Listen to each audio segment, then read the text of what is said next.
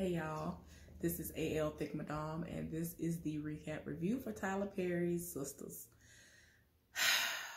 So this episode started out with Gary and Andy still in that dreaded parking garage. I told y'all I hate those. And he yelling and screaming at her at the top of his lungs, telling her to get in the car like that's one of his children. I'm just like, your children are not here, sir. I don't know what is going on here, but I don't know who you think you yelling at. Like, I cannot stand when somebody sit up there and try to yell at a grown person and try to tell them what to do like they their kid. I ain't here for it. Anyway, he done went all the way off on her, and then in the middle of his tantrum, he gonna say to her, well, I ain't got my kiss. So I'm just not gonna get a kiss. I was just like, when did you think you were gonna get a kiss? Because I could have swore the last time you laid eyes on her, you dismissed her. You went off on her and you said that you're going to get your money back one way or another. Like, you dismissed her in a way that anybody who has the slightest bit of common sense would know not to deal with you ever in life again. But this heifer lives for you, and I don't understand why. Anyway, so this fool starts going off again and was like, you want me to embarrass you at your job, don't you? And I'm just like, excuse me, I could have sworn we already covered this, because didn't she get all of her stuff seizured and all this stuff by the FBI in front of her job and walked out? And I mean, these people had her looking like she needed to be going to jail and some more. Like, what is we talking about? I'm pretty sure that she has gotten embarrassed a whole lot already. So you yelling and screaming ain't really doing much more. But okay. I was like, you crazy for real. So anyway, I'm just trying to understand why she entertaining this fool. I just don't understand. So anyway, this fool done took her keys. He done confronted her about who she was with that night. And so she is finally realizing that she's being followed. So she like, have you had me followed, girl? Yeah, you know he a stalker. You know he a fool. What is wrong with you? So anyway, they took her car keys. Hayden came up from out of some shadows. And see, that's one of the main reasons why I don't like parking garages. Can't do it. Too many blind spots. People will roll up out of nowhere and you be like, I didn't hear a footstep. I didn't hear a key jingle. I didn't hear a coat ruffle. I didn't hear nothing. I don't like stuff like that. I don't like it. Don't like it. So anyway, he done came up out of some bushes and up out of some shadows, talking about, do we have a problem here, Andy, are you all right, and all this other stuff. So she tries to reassure him that she's all right and it's okay. But meanwhile, 5 seconds earlier, before he said anything and came from out of some shadows, you were trying to calm him down and steadily saying, Gary, please calm down. Just calm down, Gary. Calm down. But how you gonna calm him down when all this time he been yelling at you, telling you to get in the car so y'all could talk? For what? But anyway, so she keeps on threatening him with jail. I'm like, girl, you keep threatening this fool with jail and he still ain't budging and he's still yelling and screaming at you despite knowing that you are still not in jail, even though you have connections to him and all this other stuff. He's not afraid to go back to jail. He's already been there. He feels as though he's untouchable in a sense. So I don't understand why you keep threatening this fool with jail. So anyway, she gonna threaten him with jail again in front of Hayden. And so he ends up giving her the keys, or she snatched them, however it went. So she pull out and leave. He think he gonna pull out behind her because he already straight up told her before Hayden rolled up that he was gonna follow her to the house. And I'm just like, why? You know, stalker yet again. I'm not understanding. Like, what is we talking about? Y'all, Hayden killed me. Hayden politely pulled out and sat in front of Gary's vehicle as if he wasn't trying to get out. Gary over here, he'd have crunked the car and everything. He thought he was just gonna pull out and follow Andy. Hayden already knew what it was hidden for, so he was like, yep, what we're not finna do is that. So he pulled out, politely acted like he was on the phone. This fool was like this on the phone. It just sat there, let the window down and everything, just sat there and looked the other way while Gary had gotten out of his car and was yelling and screaming at him. Oh my God. I was so tired of my spirit. So anyway, y'all. So tell me why Andy, after she has, you know, made her escape she calls Karen like she typically does and tried to kind of give her a little bit of a rundown and how she ran into Gary. And so, and you know, she could tell by the way she talking that it ain't go all that great. So she was like, girl, all right, I'm on my way. I'll meet you at the house. So she had somebody to finish up her client because she was working on her last client at her shop. So anyway, Sabrina called Danny. This heifer has a whole bottle of wine, and you can tell she might be a lightweight. I don't know. But unless she was on like her second bottle or whatever, I don't know. But she was on that bottle of wine, definitely, and you could tell she had been drinking. Danny's trying to get her to open up. She ain't trying to talk to her because she could tell something was off just by the way she was speaking. And, you know, she was being vague about everything that was going on with Calvin after she'd already found out some information that she didn't want to hear, despite her having feelings for this man. So it's like, girl, talk it out. But no, she didn't want to talk it out. She wanted to go all around the subject, so Danny wasn't here for it.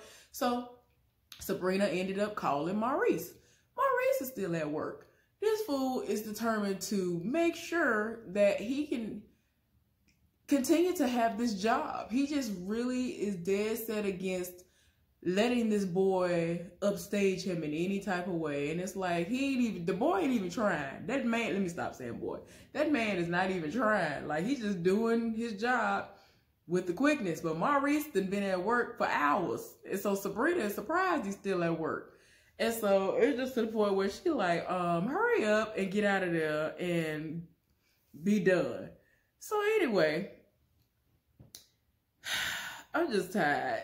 Before the end of the conversation, she told him to get a drug test out of the cabinet at work and give it to Calvin because she knows that he still is considering him as a candidate for somebody who's going to be able to move in with him. So he was like, if you're still seriously considering him, give him a drug test. And he over here trying to act like, oh my gosh, oh no, what are you talking about? Why would you even suggest such a thing? Isn't this illegal? And all the while he finna do it because he's very curious to know if this man's doing drugs too. So it's like, stop trying to act like you don't know what it's hitting for. So anyway, Zach and Fatima are on the phone talking, and she's trying to be herself, but Zach, he all trying to act inconspicuous, doing the most because he's around the guys that are on the work site. And Fatima's like, okay. So Karen ended up getting to Andy's house first, and they talking about what happened. And of course, Andy trying to downplay it. And she was like, he was just upset. I just had to calm him down. I'm going to give him his money back, and then everything will be over with. And Karen had to let her know, no, that ain't how it's going to go. I'm going to take the money to him. I'll meet up with him and have a talk with him and do what I got to do. So eventually throughout the conversation, they talking. And so she's trying to get Andy to understand that this is a toxic situation. She needs to remove herself from it. It's crazy. Why do you keep subjecting yourself to this? So she's like, I'm not like you, Karen. I'm not like you. She was like, yes, you are strong. And she was like, no, I'm not. When it comes to my heart, you know how I am. I still love him. Can you give me a minute? And so she was like, girl, I gave you a minute, and that minute was 6 months. All you need to know is if he roll up and act stupid, just know, if he run up, he gonna get done up. That's what I gathered from what she said. Like, your minute is gonna be up right then and there. It's just whatever happens. It is what it is, what it's finna be. What it is, what it ain't, what it's gonna be. I'm just saying, because that's a fool. Somebody need to put something hot up in him, because that is a fool and ain't nobody got time. And she continuously makes up these excuses for him. And it's like, girl, why do you live for him? The way he talked to her, I'm telling you, if I never knew for certain whether or not I needed to continue dealing with a person, that day when he saw her, when she did all of this just to see him, and he dismissed her, I'd be done that day. Because he really tried it. After all he put her through, it was her fault too, because she was a willing side piece. But I'm just saying. So anyway, Hayden ended up stopping by Fatima's house to ask about, if she knows Andy like that. And so she was like, I'm getting to know her. She seemed cool. She seemed like a decent person. And on to more pressing matters for him was his love and affection for Fatima. Now, he and Fatima had a fling that lasted one time, which was, a one-night stand, right? And he fell in love. He lived for her. He loves how she looks. And he actually would want to marry her like right now. Like he lives for her. And he talking about, you know, women your age, they would jump at the chance to be with a man like me and all this other stuff. And so she has to always let everybody know, I can take care of myself. I don't need anybody. And it is what it is. And y'all, this whole time, she's been trying to be very nice about what she's saying to him, because later on we find out some things and we're going to get into that. But yeah, she had to go ahead and let him know, don't worry about what's going on in my life. I ain't here for you. That's all you need to know. I ain't got no man, but don't worry about what I got going on. I can do what I want to do. I'm grown. You're not my man. That's all you need to know. So Danny and Preston are talking, and they actually have a real conversation, really open and honest. And he wanted, look, Preston was like, I'm sorry for the way I talked to you. My whole life, I've always said gal to everybody I've dealt with, but you were the first black person I've been with. So my bad. It's going to take some time for me to undo that. But I understand where you're coming from now, and I'll work on that. Then he needed to know if she'd had sex with an old boy who was the bartender. And she kept on saying to him, we are not together. We ain't together. You ain't my man. I could do what I want if I was with him, if I did sleep with him, and what? And so he was like, look, I wouldn't want that to be the case because I really like you. And so she went on to tell him that he did things to her booty, and she don't like stuff like that. And then they ended up having a moment where they was about to get into some things, and she was just like, just don't mess with my booty. Do not lick my booty. I don't like it. He was like, I will lick everything but your booty, because I ain't never said that I was going to do that. Don't make me do that. It was so hilarious, y'all. I can't. They're doing the most. But anyway, for me, I'm not here with the disappearing acts. I don't like how he just disappears. And I mean, I get he's upset, but he like completely disappears off the face of the planet and then just pops up. I don't like that. So anyway, Calvin ended up calling Maurice to see what he was doing. Y'all know he's pressing him because he really want to move in. And so he was like, I mean, yeah, I'm thinking about it. You know, what's up? And so he was like, so have you come to a decision? And he was like, you kind of seem like you pressing the issue. Like, what is going on? Like, you really trying to push me into the direction now. So he was like, I mean, I got some stuff going on. I want to know if I can move in now. And so he was like, I mean, maybe, I don't know. He was like, what I got to do, take you out to dinner? He was like, I mean, I'm going to be at the office for a couple of more hours, but you can bring me a burger. So he ended up bringing him a burger over and all of that. So we gonna get into that in a little while. So Karen and Aaron linked up. They were supposed to go out for their little date at the supermarket, because y'all know that's how they first met. I still don't like his character. I can't do it.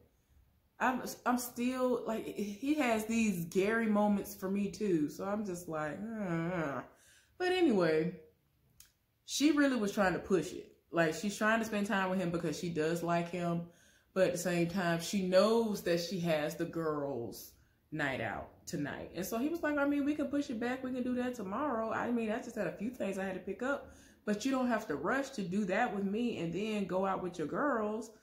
And so he has a spend the night bag in the car, or he got to go get it or whatever. So she told him to just be at her house and just stay there. And just be there when she get back or whatever. So I'm like, okay, I'll do it a lot. But before all of that happened, she ended up remembering something and asked him, did he know the first lady of this church? Her name is Rachel Hollister. He said no. And so she said that she felt like, you know, people keep telling her that maybe it's a sign. And so he said it before she said it. And so she was like, oh gosh, I don't know about all that. And they kissed. And then she had to back him up off of her because it was about to get heated, because y'all know, because the fire they be doing the most. They be doing the most when they get together. And so she had to back him up off of her real quick before something went down. So anyway, out of nowhere, when she was about to leave, he offered up some cash. She was like, do you need some money? So she was like, huh, what? Y'all, she is so used to a man not do anything for her. She's so used to Zach that she didn't even know how to halfway respond when this man asked her, did she need some money? And we all know she don't, because she owns her own business. She has money and all of that, but she just didn't even know how to respond. And she just, stuttered a little bit and told him, no, I'm good. I got it. Like, she really couldn't answer. Y'all, so anyway, Calvin ended up bringing Maurice a burger to the bank. First of all, second of all, third of all, fourth of all, A through Z. Y'all know y'all wrong. This is not realistic. And I know this is a TV show, but y'all know this ain't realistic yet again. How you gonna sit up here hours upon hours after the bank is closed and you let somebody in who ain't had no affiliation to the bank, and you just out there in the open and just talking and doing the most? And furthermore, they're talking and he ends up going and getting the test and telling him to whip his penis out in front of the cameras in the bank, inside of the bank, where everybody's gonna be at, to take the test. And I'm just like, I know good and well you're not finna sanitize all this stuff. I don't care if a drop does not land anywhere in that bank, on the floor, on the counter, or anywhere. I know you're not gonna sanitize nothing. This is just stupid. So anyway, he actually does it. Why did he get down on his knees to pee in this cup? Somebody explain. I was so confused. I was like, why is he literally was on his knees. Now, I would have understood if he had turned his back while Maurice had his back turned in an extra effort so that he didn't, try to get a sneak peek of his goodies. But this man got down on his knees and peed into this cup. I was like, why though? I was confused. Y'all explain to me down in the comment section what that was about, because I was just very confused. So anyway, he's asking these questions. He was like, I don't do drugs. I had asthma real bad. I've had asthma since I was a child. No, I don't do nothing. And I mean, Maurice was asking very specific questions about certain drugs. And he said, no, I don't do nothing. I haven't done nothing. What are you talking about? No, I don't do these things. I'll be by the house tomorrow to drop off your money. So don't worry about all that. The test gonna come back clean. So anyway, Zach finally showed up to the house. Apparently Zach is high, drunk or something, because I'm tired in my spirit, because the way he came in there questioning Fatima, want to know what are her motives, what is it that she got going on, why she want to see him, why she even want to be with him. I know you got men falling at your feet. And then eventually he suggests that she must have been doing this with other people that are part of the program. Like, is this something that you do? You just do this with all the guys in the program? And so she was like, no, like, what are you talking about? And eventually he mentions Hayden. And I'm like, why you bring up Hayden though? And so she was like, I'm telling you this because I want to, not because I have to. But yes, he and I did something one time. I did not like it. Like, she did not like the sex. She don't like him at all. She was tired. Like, I was like, girl, I've been mad too. You would think that he's the whole package, but then the sex is there and it's trash. And it's like, wow.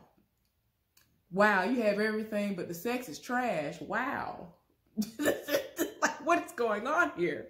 So anyway, he seems like he has had some more Hennessy on the way home or something, because I just was like, why? First of y'all, I forgot to mention this. When she opened the door, this fool's shirt was unbuttoned and just there. I was like, why? But then at first I was like, oh, okay.